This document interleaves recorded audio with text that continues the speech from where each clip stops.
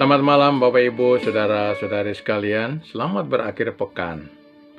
Kita jumpa lagi malam ini di 5 menit saja dengan tema desakan. Kira-kira 100 tahun yang lalu, seorang muda berkebangsaan Inggris bernama Francis Thompson 3 kali gagal dalam ujian untuk mencapai gelar doktor. Peristiwa ini terjadi terutama karena talentanya pada bidang lain. Oleh karena ia diusir orang tuanya, ia menjadi putus asa dan hanyut dalam kemerosotan akhlak sampai sedalam-dalamnya, terutama karena ketagihan ganja.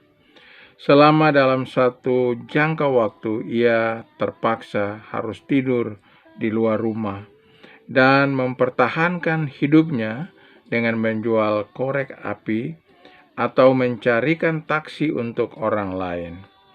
Pada tingkat kemerosotannya yang paling rendah, ia bersahabat dengan seorang pelacur yang mencintainya.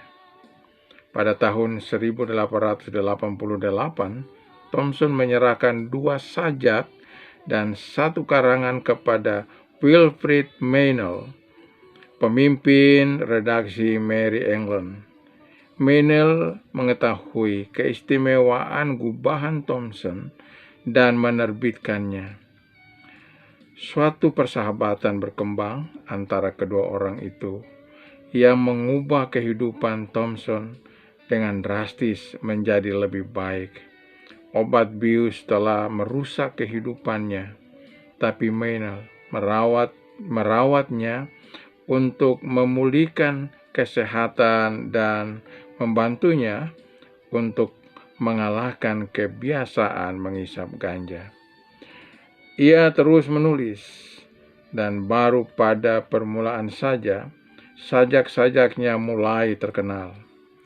Banyak dari sajaknya dipersembahkan kepada anak-anak Meynell sebagai tanda penghargaan terhadap apa yang telah dilakukan oleh orang tuanya kepadanya.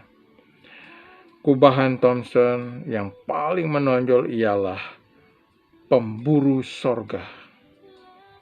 Dalam sajak ini ia membandingkan Yesus seperti seorang pemburu yang mengejar dia hingga pada akhirnya Yesus menangkapnya.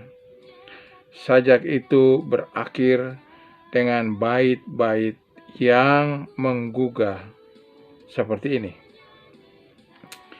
Berjalan mengikuti jejak kakiku, betapa aku merasa gundah. Bayangan tangannya terentang mengelus lembut. Ya, Kau yang sangat dambah, buta dan lemah yang ia cari. Kasih-Mu yang menyeret, ya menyeret aku. Menjelang akhir hidupnya, setelah mencapai ketenaran, Thompson menulis, agaknya untuk menjadi pujangga harus kembali ke alam. Tetapi aku ingin menjadi pujangga yang kembali kepada Allah. Pemazmur berkata, kemana aku dapat pergi menjauhi roh-Mu? Kemana aku dapat lari dari hadapan-Mu? Jika aku mendaki ke langit, Engkau ada di sana. Jika aku menaruh tempat tidurku di dunia orang mati, di situ pun Engkau.